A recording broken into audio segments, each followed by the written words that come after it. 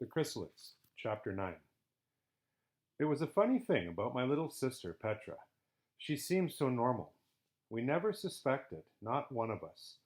She was a happy child and pretty from a baby, with her close golden curls. And I can still see her as a brightly dressed little thing, constantly dashing here and there at her staggering run, clasping her atrociously cross-eyed doll, which she loved with uncritical passion. She was a toy-like creature herself, prone as any other child to bumps, tears, chuckles, solemn moments, and a very sweet trust. I loved her. Everybody, even my father, conspired to spoil her, with an endearing lack of success. Not even a wandering thought of difference crossed my mind concerning her until it abruptly happened. We were harvesting. Up in the 12-acre fields, there were 6 men mowing in a line, and I had just given up my scythe to another man and was helping with stooking the grain by way of taking a break when, without any warning, I was struck. I had never known anything like it. One moment I was contentedly, unhurriedly binding and propping up sheaves of wheat, and the next it was as if something had hit me physically inside my head. Very likely I actually staggered. Then there was pain, a demand, pulling, like a fishhook embedded inside my brain. There was, in the surprise of the first few moments at any rate, no question whether or not I should go. I was obeying it, in a daze. I dropped what I was holding and ran off across the field, past the blur of amazed faces, and I kept on running. I did not even know why, except I knew it was urgent. Across half of the 12-acre field, into the lane, over the fence, down the slope of the east pasture towards the river. And pounding across the slope on an angle, I could see the field that ran down to the other side of the river, one of Angus Morton's fields, crossed by a path that led to the footbridge, and on that path was Rosalind, running like the wind. I kept on, down to the bank, along past the footbridge, downstream towards the deeper pools. I had no uncertainty. I kept right on to the edge of the second pool and jumped in without a check. And I came up right beside Petra. She was in the deepest water against the steep bank, holding on to a little bush. It was now bent over and down, and the roots of it were on the point of pulling free from the soil. A couple of strokes took me near enough to grab her under her arms. The compulsion ebbed suddenly and faded away, and I towed her to an easier landing place. And when I found the bottom with my feet and could stand up, I saw Rosalind's startled face peering anxiously at me through the bushes. "Who is it?" she asked, in real words and a shaky voice. She put her hand to her forehead. "Who was able to do that?" And I told her. "Petra?" she repeated, staring incredulously. And I carried my little sister ashore and laid her on the grass. She was exhausted and only half conscious, but there did not seem to be anything seriously wrong with her. Rosalind came and knelt on the grass on the other side of her, and we looked down at her sopping dress and her darkened, matted curls, and then we gazed across her at one another. "I didn't know," I told her. "I had no idea she was one of us." Rosalind put her hands to her face, her fingertips to her temples. She shook her head slightly and looked at me from disturbed eyes.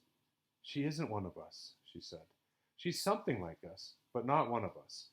None of us could command the other like that. She's something much more than we are." Other people came running up then, some who had followed me, some from Rosalind's side, wondering what had made her go tearing out of the house as if it were on fire. And I simply picked Petra up to carry her home. And one of the men from the field looked at me in a puzzled way. But how did you know?" he asked. I couldn't hear a thing." But then Rosalind turned her incredulous expression of surprise towards him. "What?" With the way she was yelling, I would have thought anyone who wasn't deaf would have heard her all the way to Kentuck.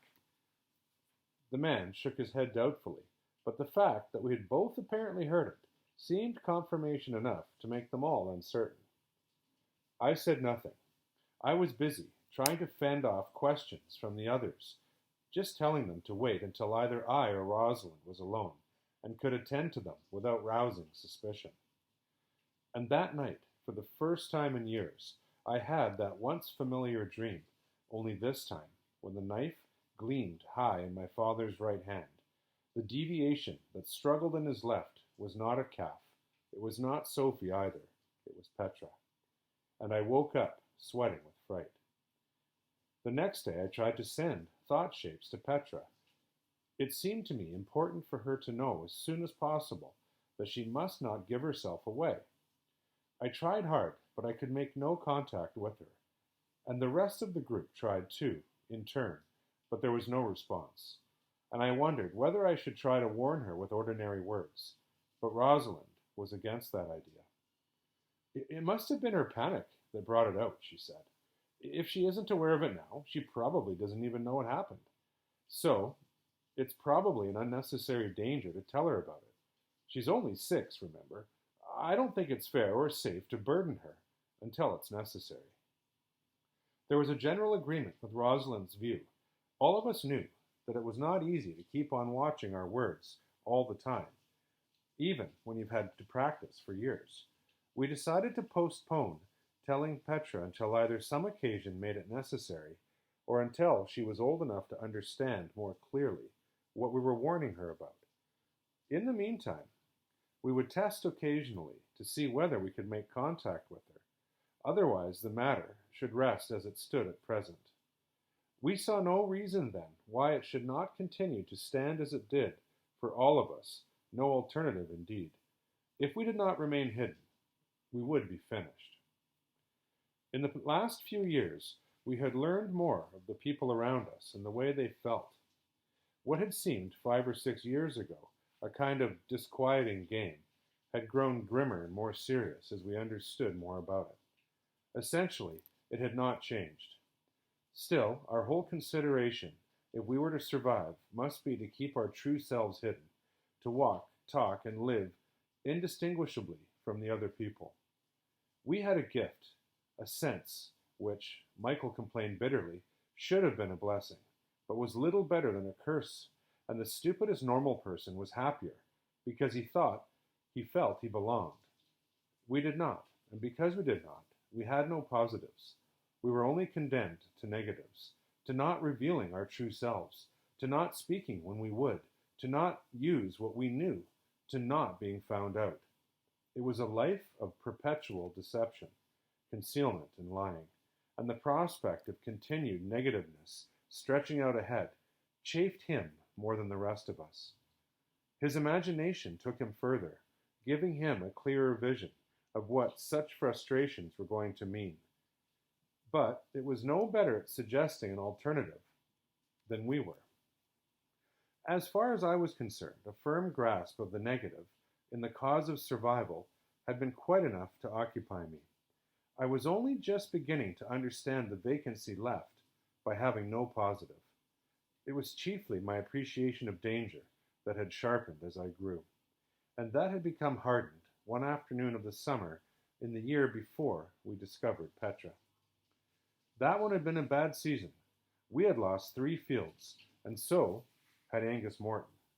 Altogether, there had been 35 field burnings in our district.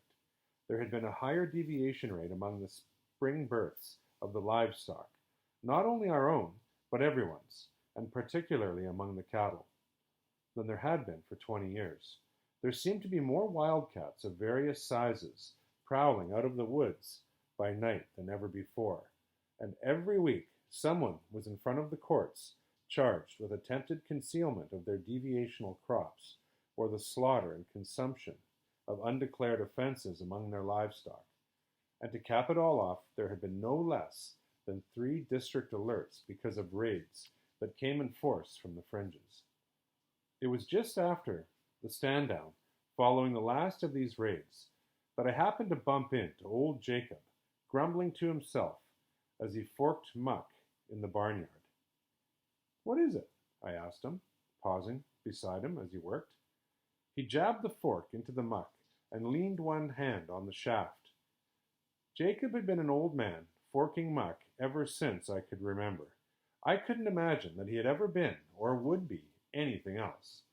He turned to me, a lined face, mostly hidden in white hair and whiskers, which always made me think of the biblical prophet Elijah. Beans, he said. Now my bloody beans is wrong. First my potatoes, then my tomatoes, then my lettuce, now my goddamn beans. I never seen a year like it. The others I've had before, but who ever heard of beans getting tribulated? Are you sure? I said. Sure, course I am. Think I don't know the way beans ought to look at my age? And he glared at me out of his white fuzz. It certainly has been a bad year, I agreed. Bad, he said. Ruination. Weeks of hard work gone up in smoke. Pigs, sheep, cows, gobbling up good food, just to produce more abominations. Men making off and standing to so a fellow can't get on with his own work, for fear of looking after theirs. Even my own garden got tribulated as hell itself. Bad. You're right, and worse to come, I reckon. He shook his head. Aye, worse to come, he repeated, with gloomy satisfaction. But why? I asked. Judgment, he told me. And we deserve it. No morals, no principles. Look at that young Ted Norbert. Gets a bit of a fine for hiding a litter of 10 and eating all but 2 of them before he was found out. Oh, that's enough to bring his father up out of his grave. Why, if his father had done a thing like that, not that he ever would, mind you, but if he had, do you know what he would have got? And I shook my head. It would have been a public shaman on a Sunday, a week of penance, and 1/10 of all the property he had, he told me. So you wouldn't find people back then doing that kind of thing. But now, oh, what do they care about a bit of a fine? And he spat disgustedly into the muck pile. It's the same all around. Slackness, laziness, nobody caring beyond a bit of lip service. You can see it everywhere nowadays. But God is not mocked. He's bringing tribulation down on us again. Oh, a season like this is just the start. I'm glad I'm an old man and not likely to see the end of it. But it's coming. You mark my words. Government regulations made by a bunch of sniveling, weak-hearted, weak-witted babblers out east. That's what the trouble is. Bunch of namby-pamby politicians. And churchmen who ought to know better, too. Men who've never lived in unstable country, don't know nothing about it, and very likely never seen a mutant in their own lives. And there they sit, writing away year after year about the laws of God, reckoning they know better than we do. No wonder we get seasons like this sent as a warning. But do they read the warning and listen? Do they? And he spat again. How do they think the Southwest was made safe and civilized for God's people? How do they think them mutants were kept under control and purity standards made? Wasn't by giving out little fines a man could pay once a week and not notice. It was by honoring the law and punishing anybody who broke it, so that they knew they was punished. When my father was a young man, a woman who bore a child that wasn't in the image was whipped for it, and if she bore 3 out of the image, she was uncertified, outlawed, and sold. It made people careful about their purity and saying their prayers. My father reckoned there was a lot less trouble with mutants on account of that, and when there were any, they were burnt too, just like other deviations. Burnt? I exclaimed. He looked at me. Ain't that the way to clean out them deviations? He demanded fiercely. Well, yes, I admit, with crops and livestock, but that other kind is the worst, he snapped. That's the devil, mocking the true image. Of course, they should be burnt like they used to be, but what happened? Oh, some people over in Rigo who never have to deal with this themselves said, even though they aren't human, they look nearly human, therefore extermination looks like murder or execution, and that troubles people's minds. So because a few wishy-washy minds didn't have enough faith, there were new laws about those near-human deviations. They mustn't be cleansed. They must be allowed to live or die naturally.